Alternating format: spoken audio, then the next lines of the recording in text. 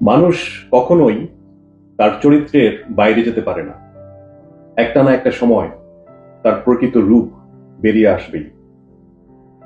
আপনি যদি একজন চোর হন, না আপনাকে আমি চোর বলছি না, জাস্ট কথার কথা ধরে নিচ্ছি, যদি আপনি একজন চোর হন তাহলে সাধুর ভূমিকায় আপনি বেশি দিন অভিনয় করতে পারবেন না, এটা সম্ভব না। আপনার আসল রূপটা একসময় বেরিয়ে আসবেই। ঠিক একইভাবে কোনো মানুষকে যদি আপনার ভালো না লাগে, আপনি পছন্দ না করেন, তাহলে বাইরে বাইরে আপনি তাকে যতই ভালোবাসার কথা বলেন না কেন, আপনার প্রকৃত রূপ সেটা কিন্তু বেরিয়ে আসবেই। আপনার ভিতরে যা আছে সেটা কোনো না কোনো সময়, কোনো ঘটনার মাধ্যমে, কোনো না কোনো ভাবে সেটা বেরিয়ে আসবে। কাজেই কাউকে যদি ভালো না লাগে, পছন্দ না করেন, তাহলে তার সাথে মিথ্যে ভালো লাগার, ভালোবাসার অভিনয় করার কোনো দরকার নেই। তার প্রতি অ্যাফেকশন দেখানোর কোনো দরকার নেই।